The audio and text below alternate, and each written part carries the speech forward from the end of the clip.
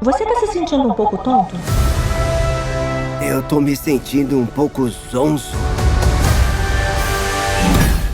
Oh! Uau! Você viu isso? Olá galera, eu sou Edu Schneider do Cashback e hoje eu vim aqui para falar com vocês sobre Mickey 17, novo filme de Bong Joon-ho, diretor de Parasita que todo mundo conhece, óbvio, mas que fez outros filmes também muito legais que eu curto bastante, principalmente O Hospedeiro, que é talvez o filme dele que eu curta mais.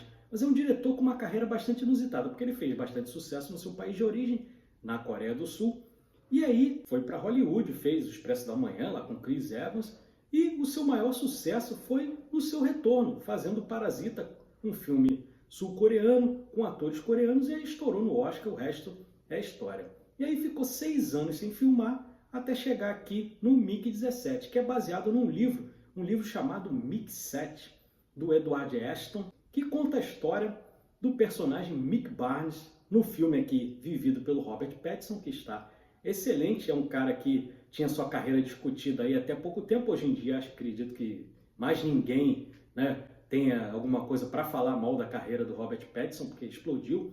Eu cito aí um exemplo, aí, o Farol, tem outros exemplos também, mas eu cito o Farol, que ele está sensacional, o filme do Robert Eggers, que é outro diretor que eu gosto bastante também.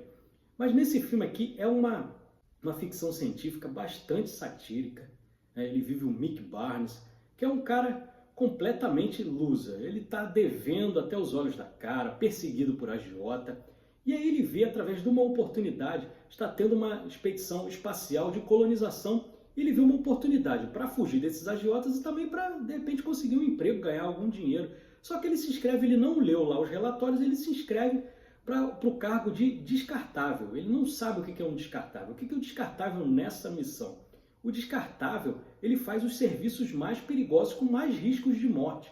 E aí, só que aí, entre aspas, não tem um problema, porque a partir do momento que ele morre, ele é reimpresso. Tem uma máquina lá de reimpressão do ser humano e as memórias dele são reimplantadas. Quase todas as memórias são reimplantadas. E aí, né, obviamente, dá algum problema dessas mortes aí, né, vivemos altas confusões, como a gente dizia lá na época da Sessão da Tarde.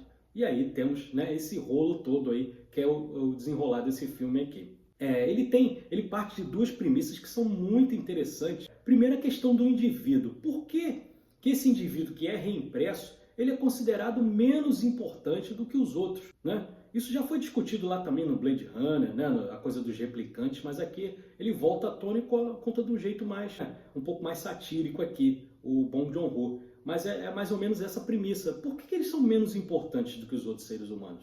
Né? Se eles sentem dor, eles têm memória, né? Eles têm sentimentos, eles amam, eles odeiam. Então, por que eles são menos importantes? O filme traz uma discussão bem bacana. E uma outra discussão que ele traz também é a questão que a gente está vivendo hoje, que é muito atual, que são esses governantes altamente tirânicos. A gente viu aqui no Brasil, está vivendo agora nos Estados Unidos, e aí você tem dois personagens que são os chefes da missão, vividos pelos atores Mark Ruffalo e a Toni Collette, que estão sensacionais. Eles fazem um casal, né? Ele é o chefe da missão, o Kenneth Marshall, e ela é a esposa dele, a Ilfa, e ele é construído de uma forma pelo Bong Joon-ho, que eles são extremamente caricatos, mas é proposital, não é aquela coisa caricata que fica estranha, é para você olhar e se identificar imediatamente. Você olha e fala, você lembra logo daquele austríaco lá da década de 30, aquele do bigodinho, você lembra de um laranjão que está aí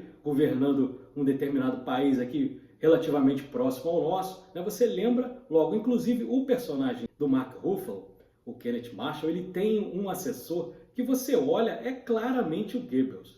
Não tem como dizer que não. Ele tem, é o cara da propaganda e tudo mais. Então eles mostram claramente que eles são maus. Eles não ficam querendo mascarar que eles são pessoas boazinhas, não. Ali eles são completamente maus.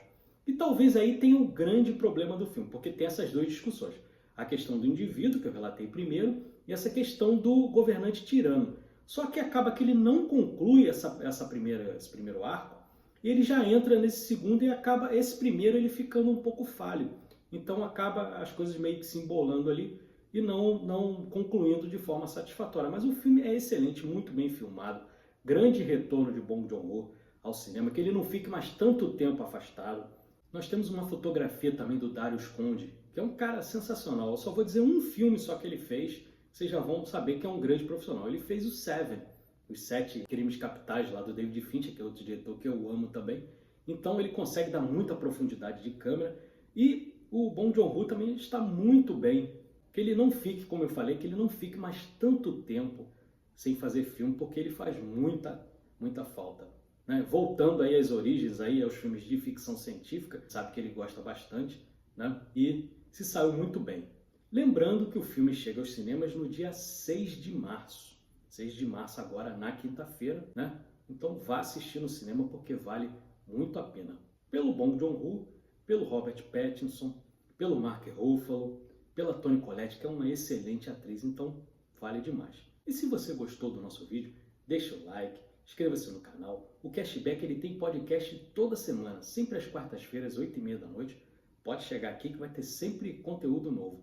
Fora os shorts que saem todos os dias, tem bastante coisa aí para você ver. Beleza? Então até a próxima, pessoal. Abraço!